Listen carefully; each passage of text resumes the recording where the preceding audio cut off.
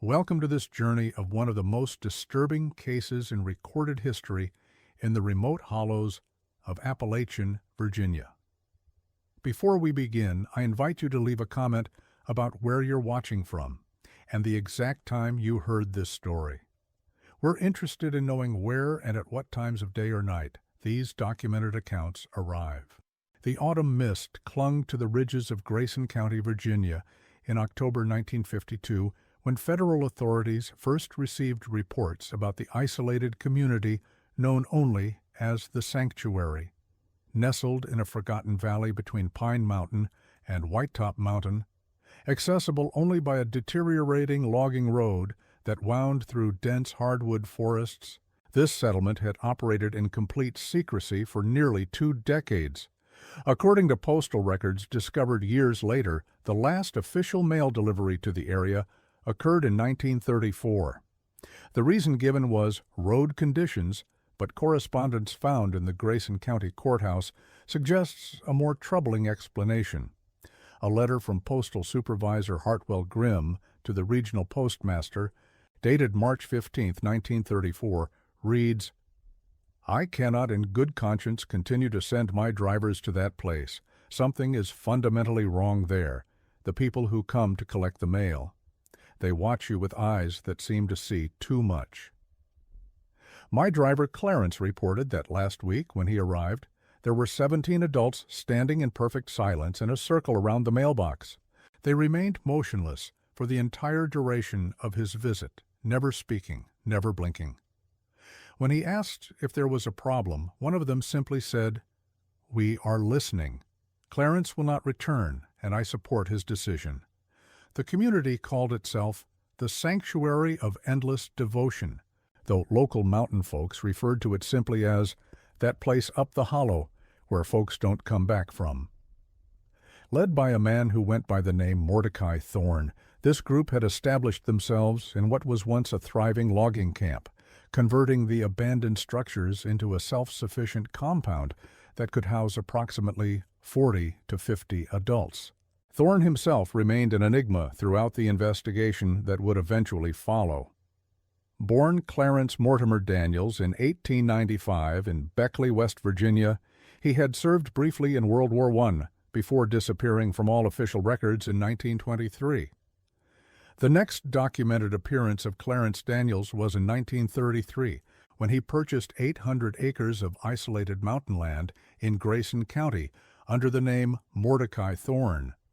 The transaction, recorded in the county deed books, was conducted entirely in cash, and the seller, elderly landowner Jasper Whitlock, later told his neighbors that Thorne spoke like a man who had been practicing different voices until he found one that fit. The early members of Thorne's community were recruited from across the region through what appeared to be a carefully orchestrated campaign targeting individuals who had experienced significant personal losses. Newspaper advertisements began appearing in small-town papers throughout Virginia, West Virginia, and eastern Kentucky in late 1933. These advertisements, which were discovered archived in the offices of the Mountain Echo, a weekly newspaper that served several rural counties, followed a consistent pattern: find peace in purpose. The lost can be found. The broken can be whole. The Sanctuary offers what the world cannot. Serious inquiries only. Box 127, Independence, Virginia. Those who responded to these advertisements received a single letter containing detailed directions to the mountain compound and an invitation to experience true fellowship.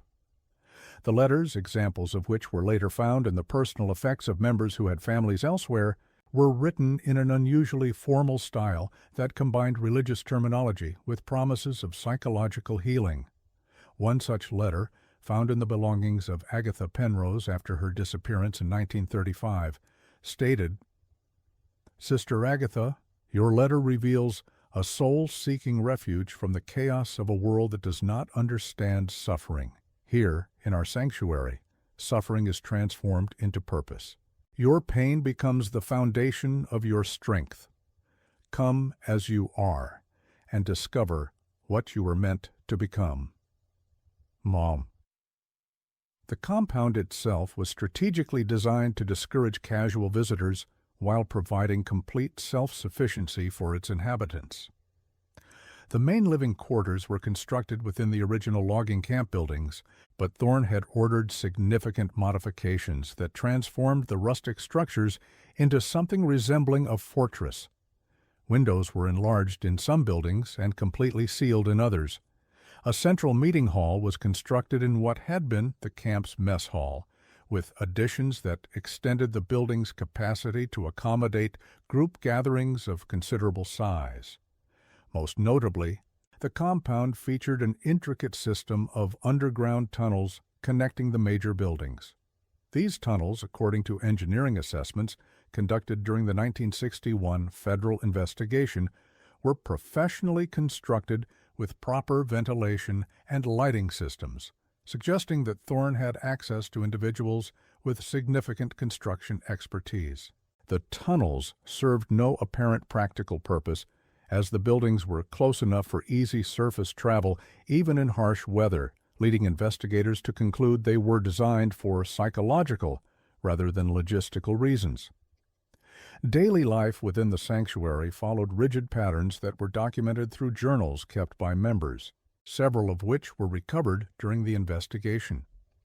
These journals reveal that members were required to maintain detailed records of their thoughts, activities, and interactions with other community members.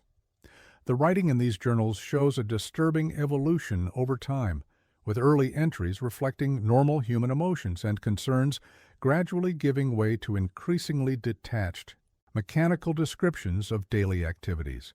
One journal, kept by a woman identified only as Sister Carmela, spans nearly 3 years and provides insight into the gradual transformation of community members. Her first entry, dated April 2, 1936, reads, "Arrived at the sanctuary today. The journey was difficult, but I feel hopeful for the first time in months." The other members seemed genuinely caring, and Brother Mordecai spoke to me privately about the healing process. He says that understanding my purpose here will take time, but that every day will bring clarity. 6 months later, Sister Carmela's entries had begun to change. Attended morning devotions. Brother Mordecai explained how our previous lives were illusions that prevented us from seeing truth. I am beginning to understand why contact with the outside world creates confusion. The letters from my sister disturb my peace. Brother Mordecai says that such disturbances are evidence that I am not yet fully committed to the path of enlightenment. Asatan, by the spring of 1938, her entries had become almost entirely devoted to recording her daily compliance with community rules and her growing distance from her former identity. Morning devotions, work assignment in the garden, afternoon study, evening reflection.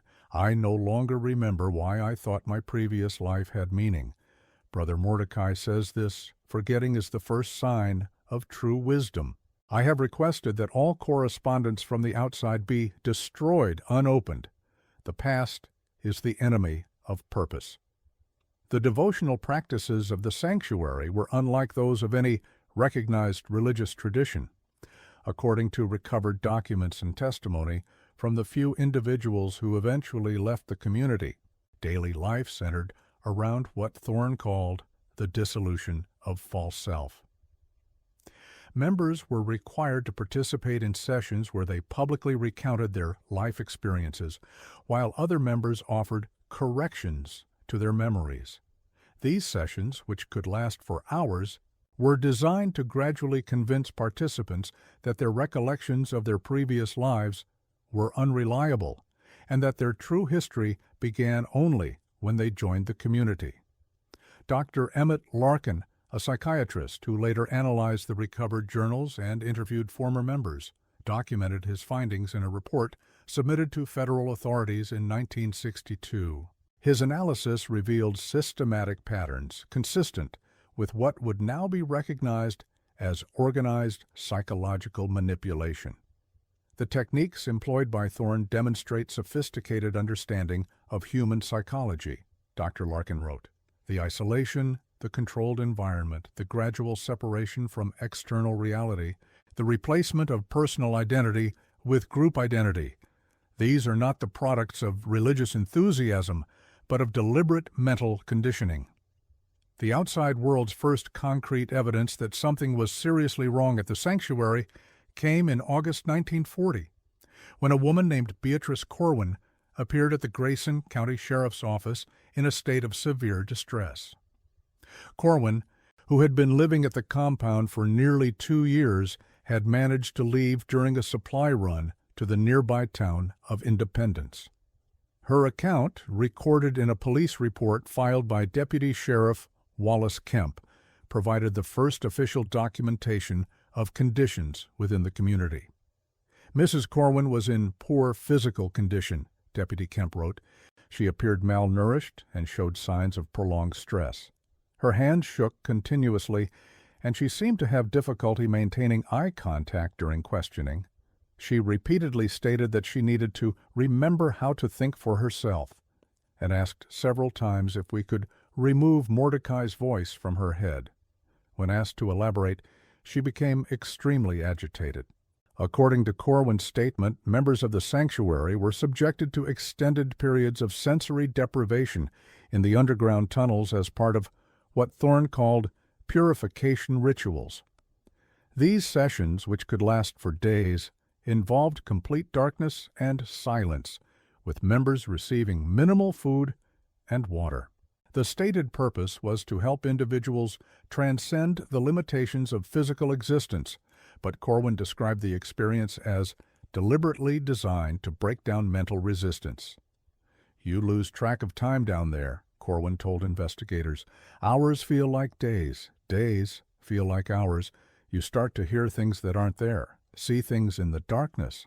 And when they finally bring you back up, Brother Mordecai is waiting to explain what you experienced.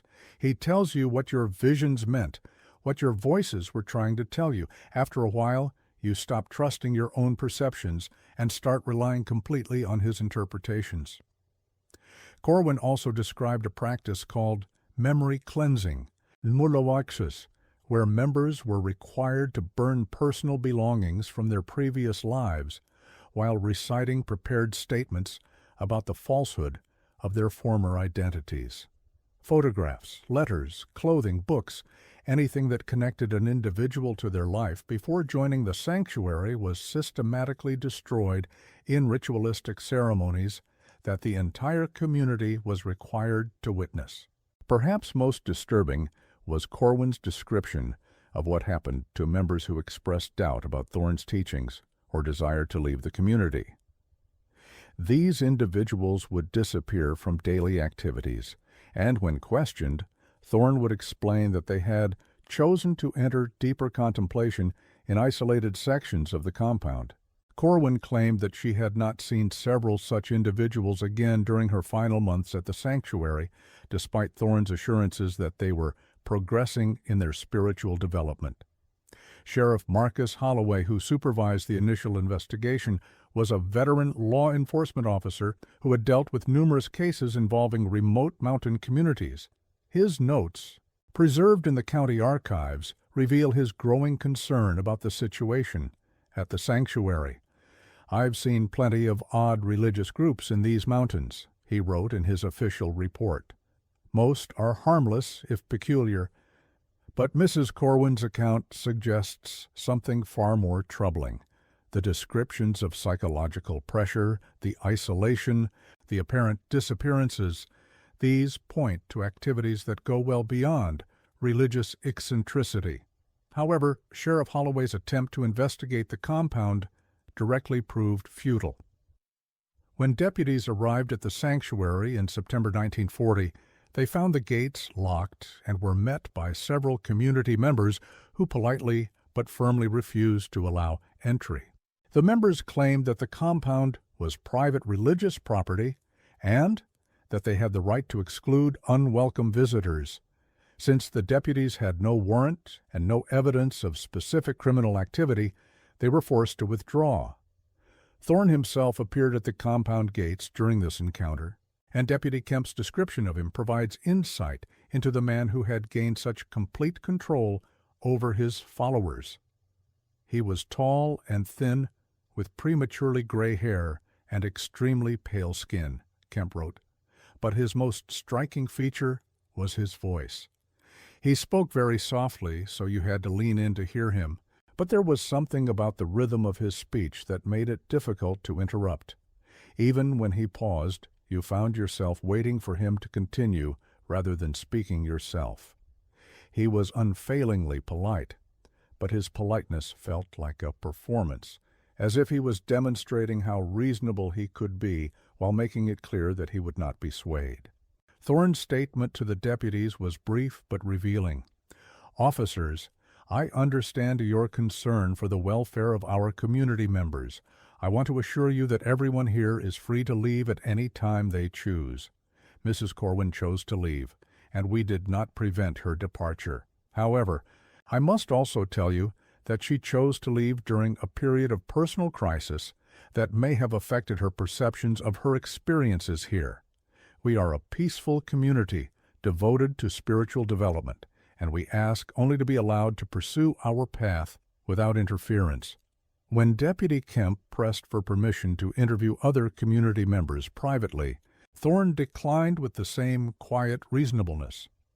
"Our members have committed themselves to a disciplined spiritual life that includes minimizing distractions from the outside world. Subjecting them to questioning about their personal choices would be disruptive to their development.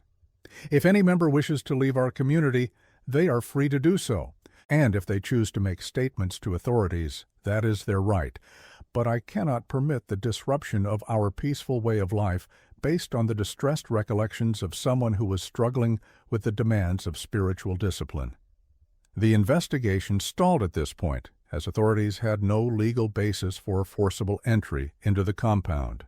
Beatrice Corwin's accusations were serious, but they consisted primarily of descriptions of psychological pressure and religious practices that, however unusual, did not clearly constitute criminal activity under the laws of the time. The question of missing members was particularly problematic, as there were no formal missing person reports filed for these individuals, and their families, if they existed, had no way of knowing where their relatives had gone. Throughout the 1940s, occasional reports reached law enforcement about strange activities in the mountains around the sanctuary. Hunters reported hearing organized chanting coming from deep within the forest during the early morning hours. Loggers working in adjacent areas described finding cleared circles in the woods, perfectly round areas where all vegetation had been removed and the ground had been smoothed flat. These circles, which measured exactly 30 feet in diameter, appeared to serve no practical purpose and were always found in locations that were difficult to access.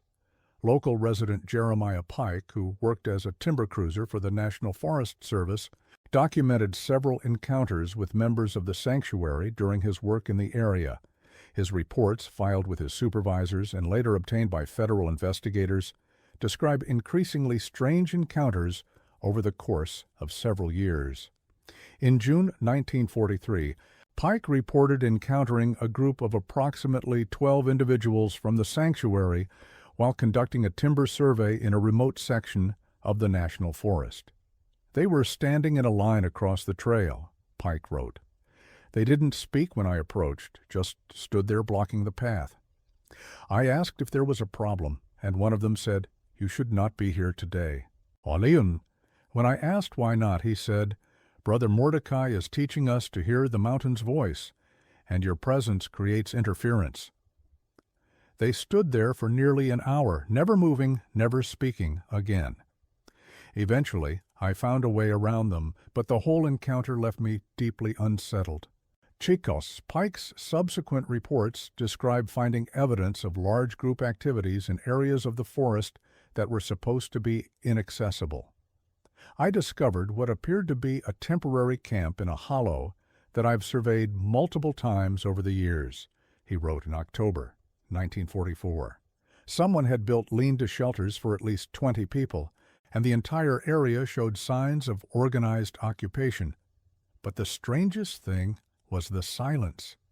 In all my years in these woods, I've never experienced anything like it. No bird sounds, no insect noise, no wind in the trees. It was as if the forest itself was holding its breath. KKR. The most disturbing of Pike's encounters occurred in the spring of 1946, when he came upon what he described as a teaching session, taking place in one of the cleared circles he had previously discovered. His report, marked confidential by his supervisors, provides a chilling glimpse into the activities of the sanctuary members outside the compound. I heard voices coming from the direction of the clearing, so I approached carefully, thinking it might be lost hikers in need of assistance, Pike wrote. When I got close enough to observe without being seen, I saw approximately 20 adults arranged in two concentric circles. They were completely motionless, facing inward toward a single individual who stood in the center. This person was speaking, but in such a low voice that I couldn't make out the words from my position. The people in the circles never moved, never responded, never seemed to blink. I watched for over an hour, and the scene never changed. Eventually, I left without making contact, but the image of those motionless figures stayed with me for weeks. Pike's reports led to increased attention from federal authorities, particularly after a 1947 incident in which he claimed to have witnessed what appeared to be a ceremony involving the burial of objects in the forest floor.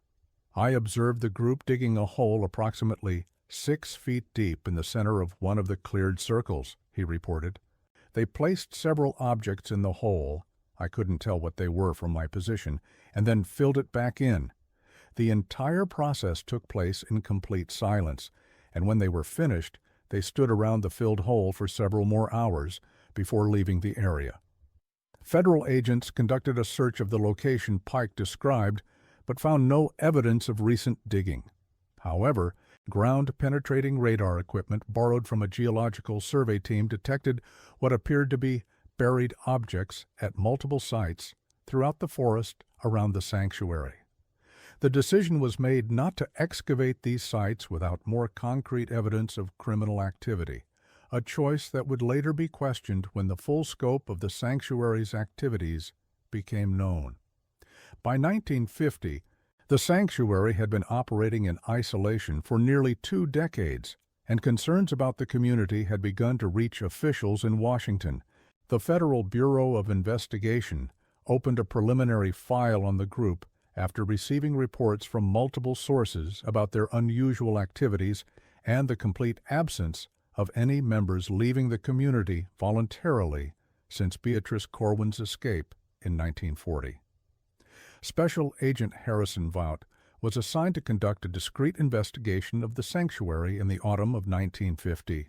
His preliminary report, declassified in 1975, reveals that federal authorities were beginning to suspect that the group was engaged in activities that went far beyond unusual religious practices. Initial investigation suggests a pattern of systematic isolation and psychological control that raises serious questions about the welfare of community members, Vaught wrote. The complete absence of voluntary departures from the group over a 10-year period is statistically improbable for any organization of this size and type.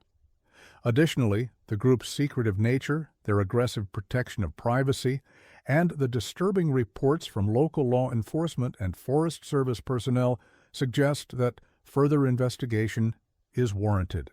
Vaught's investigation was hampered by the same legal obstacles that had frustrated local authorities.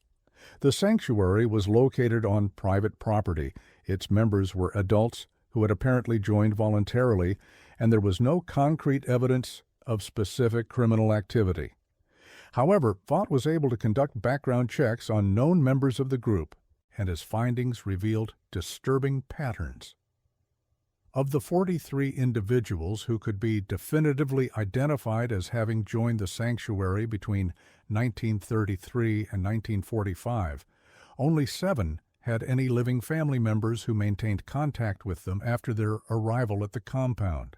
Of these 7, all contact had ceased by 1942. More troubling was the discovery that several of the members had significant assets at the time they joined the group, including property, savings accounts, and inheritance funds. In every case where financial records could be traced, these assets had been liquidated within months of the individual joining the sanctuary, with the proceeds apparently transferred to accounts controlled by Mordecai Thorne. Lydia Pemberton had inherited a successful dry goods business from her father in 1939 and sold it for a substantial sum just 3 months after joining the sanctuary.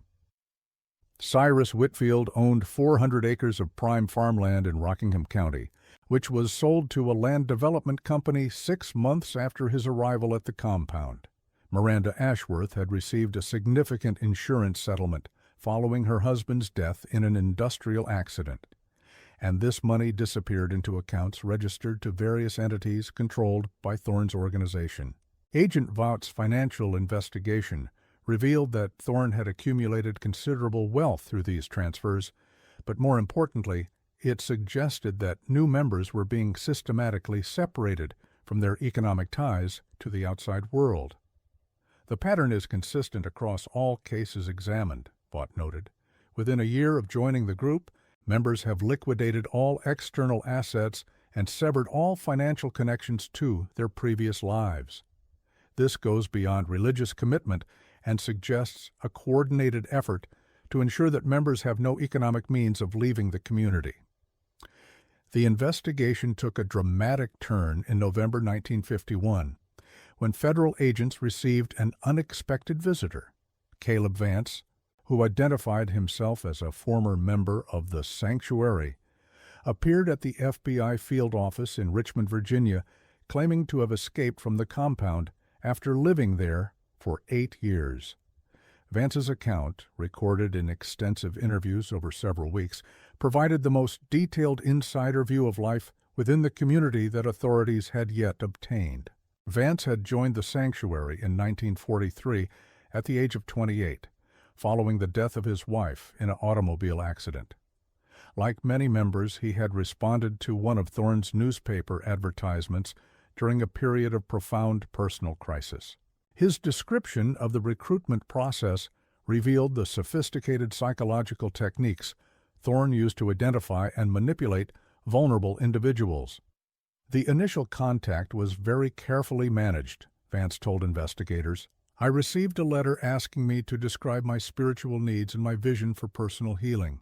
I wrote back about my grief, my anger, my feeling that life had no meaning anymore. The response I received was unlike anything I'd ever read. It was as if someone had looked directly into my soul and understood exactly what was broken there. The letter didn't offer simple comfort or religious platitudes. Instead, it promised that my pain could be transformed into strength, that my loss could become the foundation for helping others find meaning. According to Vance, new members underwent a carefully structured integration process designed to gradually separate them from their previous identities, while making them increasingly dependent on the community for psychological support. The first few weeks were wonderful, he recalled. Everyone was kind and supportive. I felt understood for the first time since my wife died, but gradually the focus began to shift from helping me deal with my grief to questioning whether my grief was serving any useful purpose. Thorne began to suggest that my attachment to my wife's memory was preventing me from moving forward, that true healing required letting go of the past completely. The psychological pressure intensified over time, with Thorne introducing concepts that challenged members' understanding of reality itself. He would say things like, "How do you know your memories are accurate? How do you know the life you think you lived was real?" At first, this seemed like philosophical discussion, but gradually it became more insistent. He would point out inconsistencies in our recollections, or suggest that our emotions were based on false beliefs about what had actually happened to us. Vance's description of the underground tunnels confirmed and expanded upon earlier reports from Beatrice Corwin. According to his account, the tunnel system was far more extensive than authorities had realized, extending deep into the mountain and connecting to natural cave systems that provided access to remote areas of the surrounding forest. More disturbing was his revelation that different sections of the tunnels served specific purposes within Thorne's system of psychological control. There were isolation chambers, Vance explained, small rooms carved out of the rock where members who questioned the teachings would be placed for extended periods. The official explanation was that this was voluntary meditation time, but everyone understood that it was punishment for expressing doubt.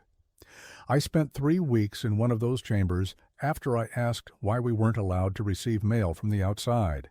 3 weeks in total darkness, with minimal food, no human contact except for daily visits from Thorne, who would sit outside the door and explain why my questions proved that I wasn't ready for enlightenment. Even more troubling was Vance's description of what he called the deepest chambers, high-forward sections of the tunnel system that were accessible only to Thorne and a small group of senior members. I was never allowed into those areas, Vance said, but I heard things, sounds that didn't make sense. Sometimes it sounded like construction work, sometimes like people talking in voices too low to understand. And there were smells, chemicals sometimes, or what seemed like smoke from a fire that was burning something other than wood. According to Vance, members who were taken to these deeper sections of the tunnels for what Thorne called advanced training often returned fundamentally changed. They would come back after days or weeks, and they were different, he recalled, not just psychologically different, but physically different. They moved differently, spoke differently, seemed to see things the rest of us couldn't see. Thorne would present this as evidence of their spiritual advancement, but they seemed more like empty shells than enlightened individuals. Vance's escape from the sanctuary was the result of careful planning over several months. As a member who had demonstrated apparent loyalty to the group, he had been given greater freedom of movement within the compound and occasional permission to participate in supply runs to nearby towns. During one such trip in October 1951, he had managed to slip away from the group and make his way to Richmond, where he sought help from federal authorities. His decision to leave had been motivated by a specific incident that convinced him that the community was engaged in activities far more serious than unusual religious practices. I was asked to help with construction work in the deep tunnels, he told investigators. Thorne said I had shown sufficient commitment to be trusted with important responsibilities. When we got down there, I saw things that made me understand what was really happening. This wasn't a religious community. It was something else entirely, something that used the language of spirituality to hide activities that were. Vance's voice trailed off at this point in the interview, and he refused to provide specific details about what he had witnessed, saying only that some knowledge is too dangerous to share. Federal investigators found Vance's account credible, particularly given his detailed knowledge of the compound's layout and his ability to provide specific information about individual members that was later corroborated through independent sources. His description of Thorne's psychological techniques was consistent with expert analysis of recovered documents, and his timeline of events matched information gathered from other sources. Based on Vance's testimony and the accumulated evidence from the decade-long investigation, federal authorities decided to take direct action.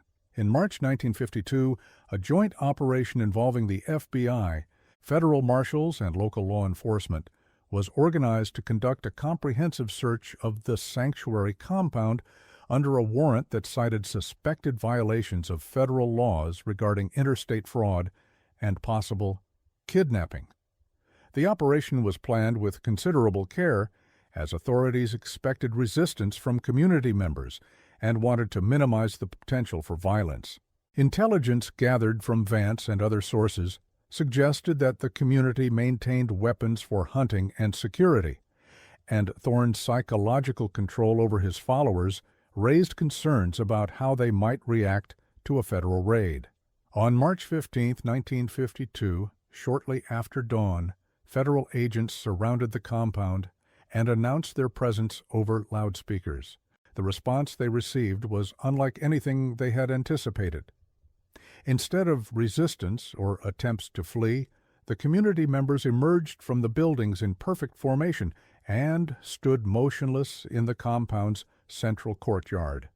Men, women, young adults, elderly individuals, approximately 50 people in total, arranged themselves in concentric circles and waited in complete silence. Agent Vaught, who led the operation, later described the scene in his official report. The sight was deeply unsettling. These individuals showed no signs of fear, confusion, or even curiosity about our presence. They simply stood in formation, staring straight ahead, apparently waiting for instructions. When we announced that we were conducting a federal investigation and asked to speak with community leaders, there was no response. They continued to stand motionless for over an hour, until Mordecai Thorne finally emerged from the main building. Thorne's appearance at the compound had changed dramatically since Deputy Kemp's encounter 12 years earlier. Now in his late 50s, he appeared gaunt and pale, with completely white hair and eyes that seemed to reflect light in an unusual way. But more disturbing than his physical appearance was his demeanor. Gone was the quietly reasonable manner that had characterized his earlier interactions with authorities. Instead, he displayed an almost theatrical calmness that seemed entirely disconnected from the gravity of the situation. "Officers," Thorne said, his voice carrying clearly across the courtyard despite the fact that he was speaking barely above a whisper. "You have come at an auspicious time. We have been preparing for this day for many months. Our work here is nearly complete, and your arrival confirms that we have succeeded in our purpose." When Agent Vaught attempted to explain the nature of the federal warrant and the allegations that had prompted the investigation, Thorne simply smiled and nodded. "I understand your concern," he said. "You believe that we have harmed these people, that we have kept them here against their will, that we have deceived them in some way. These are reasonable concerns for those who do not understand the nature of true spiritual transformation. But you will find that every person here remains by their own choice, and that choice is based on knowledge that you do not yet possess." The search of the compound began immediately, with teams of federal agents and forensic specialists systematically examining every building and accessible tunnel. What they found exceeded their worst expectations and raised questions that would never be fully answered. The main buildings of the compound appeared normal at first glance, containing living quarters, a dining hall, meeting rooms, and storage areas that seemed consistent with a self-sufficient religious community. However, closer examination revealed subtle modifications that suggested a deeper purpose. Windows in the residential buildings had been covered with thick black paper, creating interiors that were completely dark, even during daytime hours. The dining hall contained long tables with individual place settings, but each setting included restraints that could be used to keep a person seated against their will. The underground tunnel system was far more extensive than even Caleb Vance had described. Federal agents equipped with surveying equipment mapped over 3 miles of interconnected passages that extended deep into the mountain and connected to natural cave systems. Some tunnels led to chambers carved out of the rock, while others opened into natural caverns that had been modified for human use. In the deeper sections of the tunnel system, investigators made discoveries that defied easy explanation. Several chambers contained what appeared to be workshop areas equipped with tools and materials for purposes that were not immediately clear. Chemical analysis of substances found in these areas revealed the presence of compounds that had no obvious, legitimate use, including several that were known to cause severe psychological effects when introduced into food or water. Most disturbing was the discovery of what federal investigators classified as containment cells, small chambers carved out of solid rock, each equipped with heavy iron doors that could only be opened from the outside. These chambers showed evidence of long-term human occupation, with crude sleeping areas and waste disposal systems, but no means of communication with the outside. Forensic analysis revealed traces of human DNA from multiple individuals, suggesting that these cells had been used repeatedly over a period of years. In the deepest accessible chamber, investigators found what appeared to be a workshop dedicated to document preparation and identity modification. The room contained printing equipment, blank forms for various types of official documents, and supplies of inks and papers that matched those used in authentic government documents. More troubling was the discovery of detailed files containing personal information about hundreds of individuals who were not known to be members of the sanctuary. These files included copies of birth certificates, Social Security records, property deeds, and insurance policies, along with detailed psychological profiles that described each person's vulnerabilities, recent life changes, and potential value to the organization. The scope of this intelligence operation suggested that Thorne had been systematically identifying and studying potential recruits for years, possibly decades, before making contact with them. Federal investigators also discovered extensive records of the community's financial operations, which revealed the true scale of Thorne's wealth accumulation. Over nearly 20 years, members of the sanctuary had transferred assets worth more than $800,000 to accounts controlled by Thorne and his organization. These funds had been used not only to support the compound's operations, but also to purchase additional property throughout the region and to finance the recruitment and surveillance activities documented in the intelligence files. Perhaps most disturbing was the discovery of detailed medical records for every community member, including documentation of pharmaceutical experiments that appeared to have been conducted without the subject's knowledge or informed consent. These records, maintained by someone with extensive medical training, described systematic administration of various drugs designed to alter behavior, memory, and perception. The experiments had apparently been ongoing for years, with careful notation of dosages, timing, and observed effects. During the search, federal agents attempted to interview individual community members, but these efforts proved largely fruitless. When separated from the group and questioned privately, members provided responses that seemed rehearsed and emotionally flat. They claimed to be at the compound voluntarily, expressed satisfaction with their lives there, and denied any knowledge of coercive or illegal activities. However, their responses were delivered in strikingly similar language, suggesting that they had been coached in how to interact with outside authorities. Dr. Patricia Henley, a psychiatrist who was brought in to evaluate several community members, noted alarming signs of psychological conditioning in her preliminary assessment. These individuals display symptoms consistent with severe dissociative disorders, she wrote in her initial report. They seem disconnected from their own emotional responses and appear to be accessing prepared scripts rather than expressing genuine thoughts or feelings.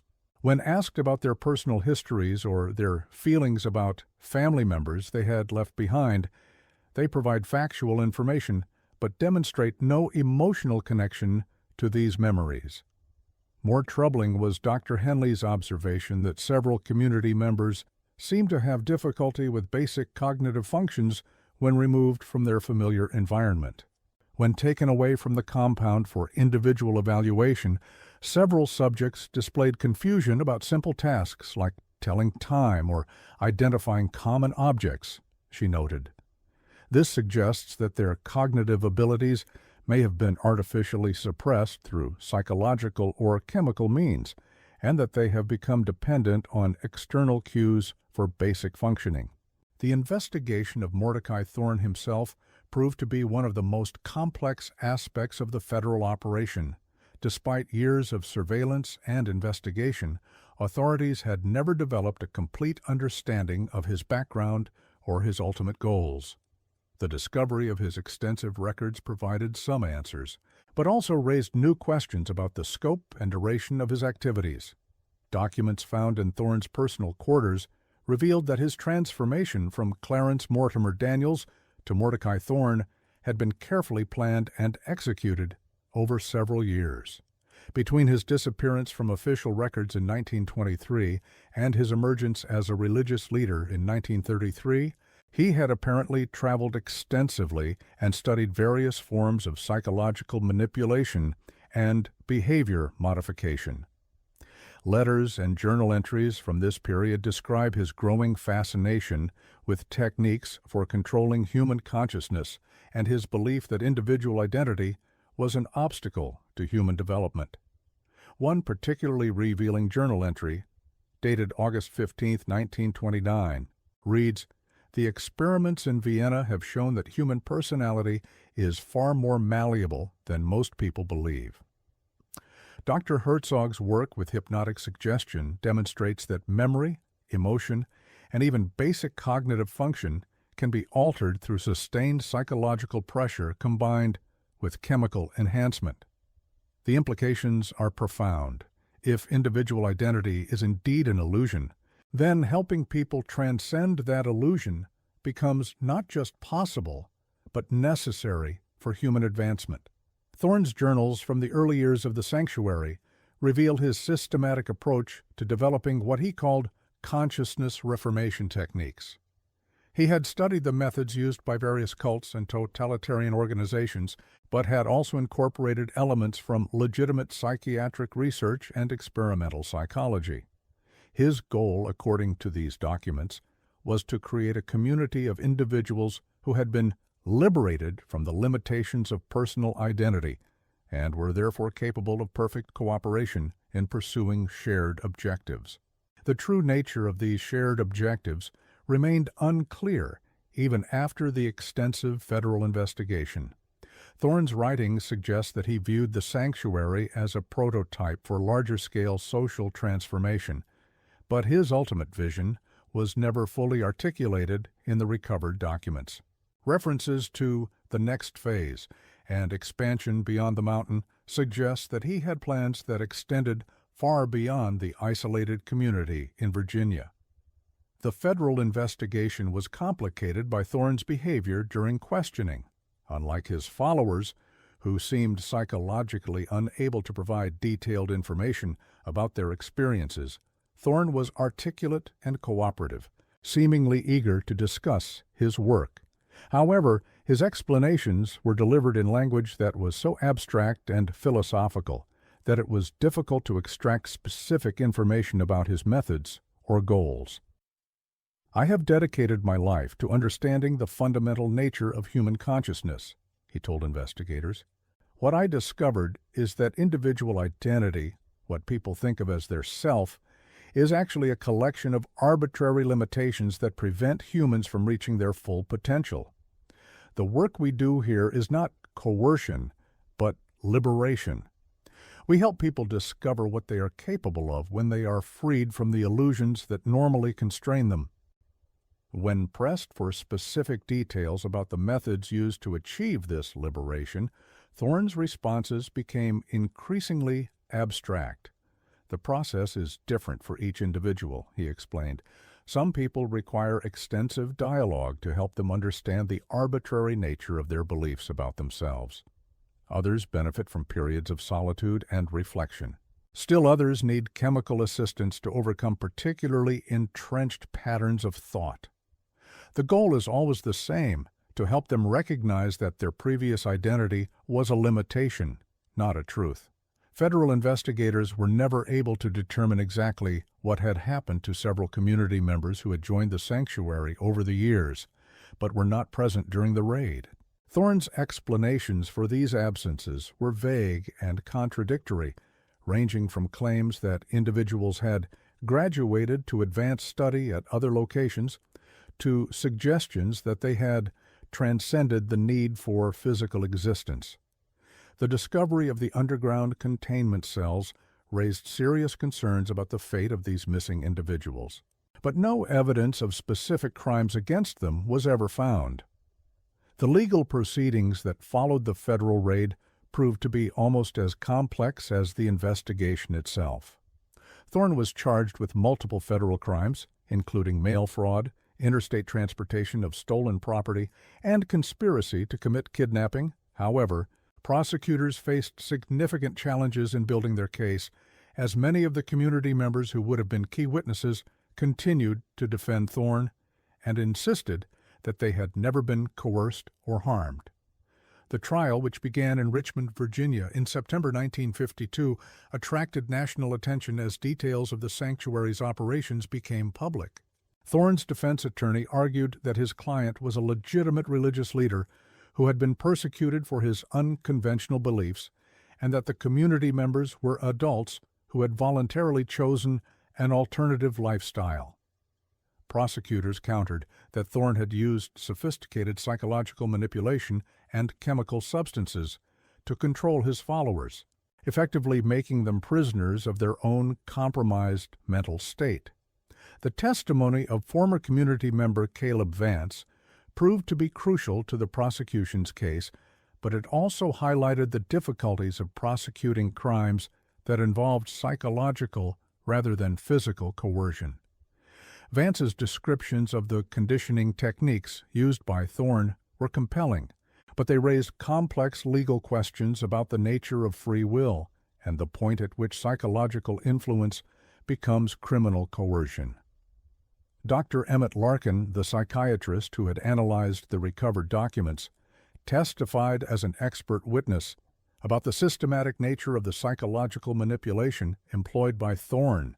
His testimony provided scientific context for Vance's experiential account, but it also revealed the limitations of legal frameworks designed to address more conventional crimes.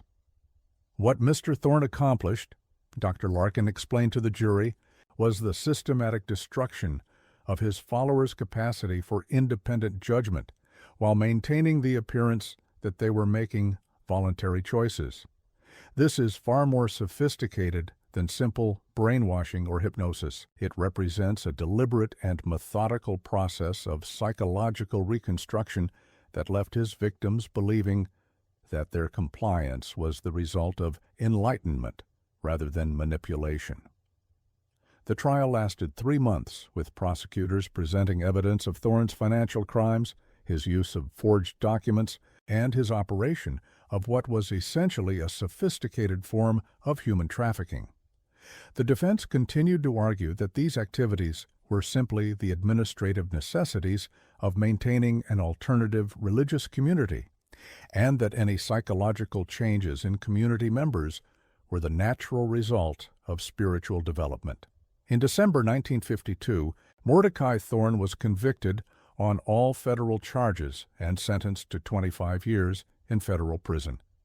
However, the legal resolution of his case did little to answer the deeper questions about what had occurred at the sanctuary and whether similar operations might be continuing elsewhere. The fate of the sanctuary's community members remained a source of ongoing concern for federal investigators and mental health professionals. Despite extensive efforts to provide rehabilitation services, most of the individuals who had been living at the compound were never able to fully recover their previous personalities or cognitive abilities. Many were placed in supervised care facilities, while others disappeared entirely after their initial release, their whereabouts and condition unknown. The compound itself was sealed by federal authorities and remained off-limits to the public for several years. In 1957, the property was acquired by the state of Virginia and converted into a forestry research station, but workers at the facility reported ongoing problems with the underground tunnel system, including structural instabilities and atmospheric conditions that made certain areas dangerous to enter. In 1961, a team of federal investigators returned to conduct a final examination of the deepest sections of the tunnel system, hoping to resolve some of the remaining questions about Thorne's activities and the fate of missing community members. What they found in previously inaccessible areas of the underground complex provided disturbing evidence that the sanctuary's operations had been even more extensive than originally suspected. Deep within the mountain, Investigators discovered a large chamber that had been converted into a sophisticated laboratory, complete with equipment for chemical analysis and synthesis. The laboratory showed evidence of recent use, suggesting that Thorne's research into consciousness modification had continued right up until the federal raid. Chemical analysis of substances found in the laboratory revealed several compounds that were unknown to science at the time, apparently the result of Thorne's experimental work. Adjacent to the laboratory, investigators found what appeared to be a storage facility containing hundreds of files documenting psychological experiments conducted over a period of many years. These files included detailed records of drug trials, behavioral conditioning protocols, and what appeared to be systematic studies of human psychological breaking points. The scope and sophistication of this research suggested that Thorne had been conducting a comprehensive investigation into methods of consciousness control that went far beyond the relatively crude techniques used on his immediate followers. Most disturbing was the discovery of a communications center deep within the tunnel system, equipped with radio equipment that was far more advanced than anything that should have been available to an isolated religious community. Analysis of the radio logs revealed that Thorne had been in regular contact with individuals or organizations throughout the United States and internationally, suggesting that the sanctuary was not an isolated experiment, but part of a larger network of similar operations. The communications logs, which covered the period from 1945 to 1952, contained coded references to progress reports, subject transfers, and expansion protocols. Federal investigators were never able to decode these communications completely, but the pattern of contacts suggested that Thorne had been coordinating his activities with other individuals who were conducting similar experiments in psychological manipulation and consciousness control. One set of communications, dating from late 1951, contained references to the Virginia experiment and discussions of scaling up operations for Phase 2 implementation.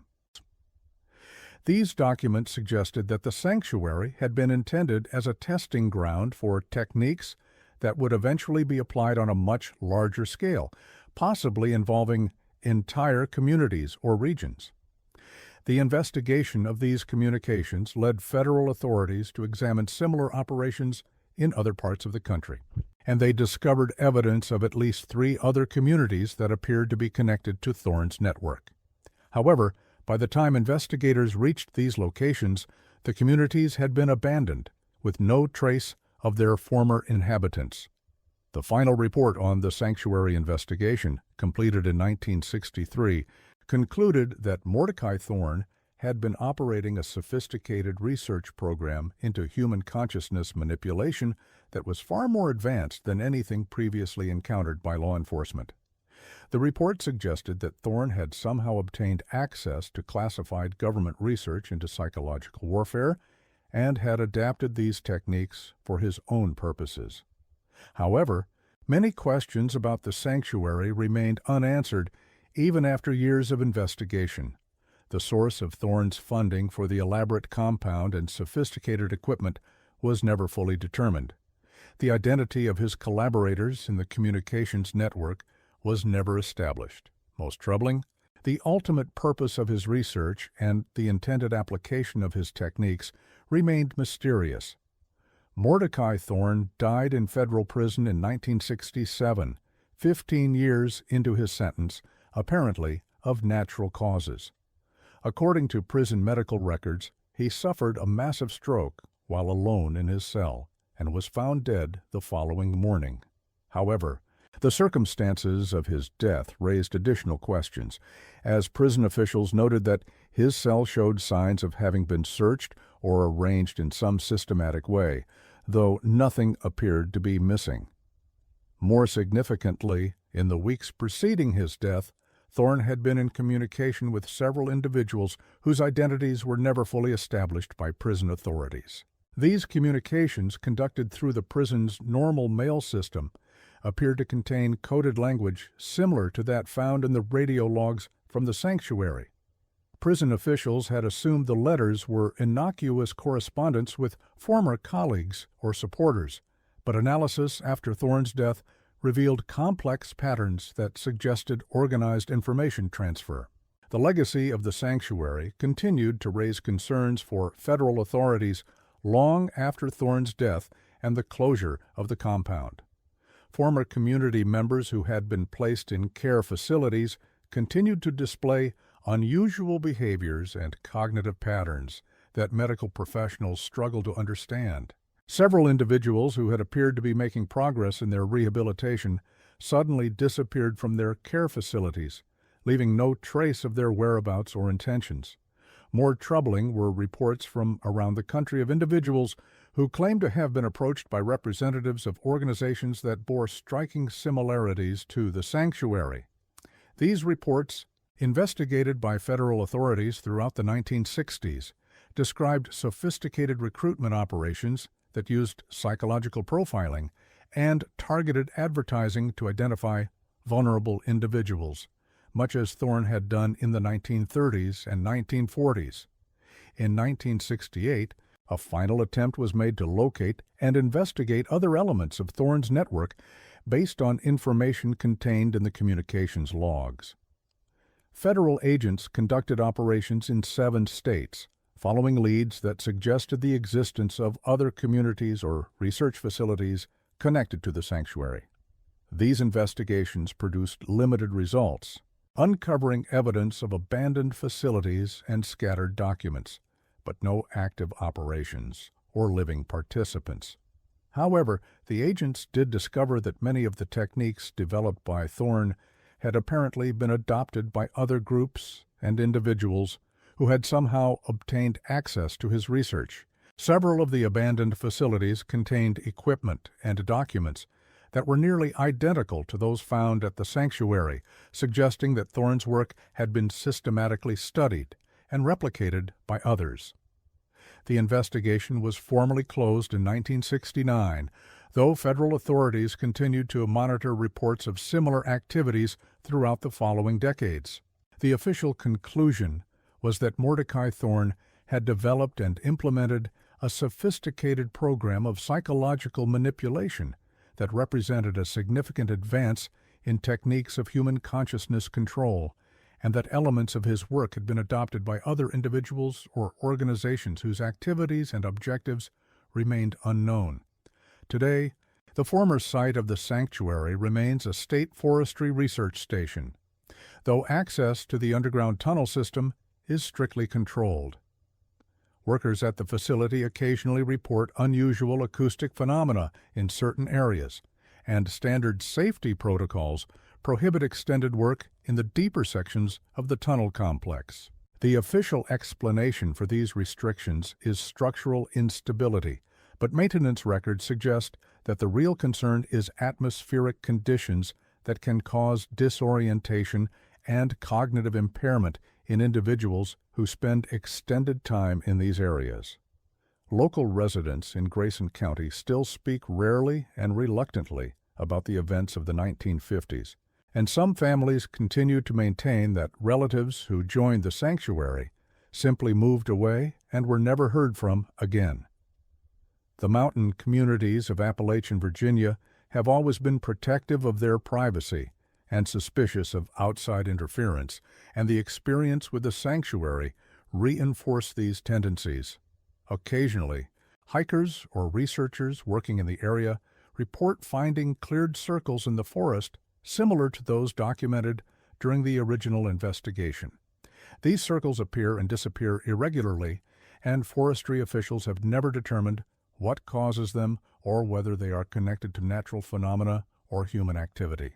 The questions raised by the sanctuary about the nature of human consciousness, the limits of individual autonomy, and the potential for psychological manipulation continue to resonate decades after Mordecai Thorne's death. Modern research into cognitive science and neurology has confirmed many of Thorne's theoretical insights about the malleable nature of human identity and memory, though his methods of applying this knowledge were clearly unethical and criminal. Perhaps most disturbing is the possibility that Thorne's work has continued in other forms and other locations. The sophistication of his techniques and the evidence of a coordinated network suggest that the sanctuary was not an isolated experiment, but part of a larger investigation into methods of consciousness control whose scope and ultimate objectives may never be fully understood. The official files on the sanctuary remain classified, with only limited portions having been released to researchers and historians. Federal authorities have cited ongoing security concerns as the reason for this continued secrecy, suggesting that elements of Thorne's work may still pose risks that are not fully understood. For those who study the history of human psychological manipulation, the sanctuary represents a watershed moment, evidence that techniques of consciousness control had advanced far beyond what most people believed possible, and that these techniques were being developed and tested by individuals whose ultimate goals remained hidden from public view. The mountain valleys of Appalachia and Virginia continue to keep their secrets, as they have for generations. But the legacy of Mordecai Thorne and the sanctuary of endless devotion serves as a reminder that some of the most dangerous predators are those who understand the human mind well enough to reshape it according to their own vision, and that the price of such understanding may be the very humanity they claim to be improving. In the end, the story of the sanctuary is not just about one man's descent into megalomania and the people who fell victim to his manipulation. It is about the fundamental vulnerability of human consciousness to sophisticated forms of control, and the ongoing need for vigilance against those who would exploit that vulnerability for their own purposes. The techniques developed by Thorne may have died with him, or they may have evolved and spread in ways that remain hidden from public view.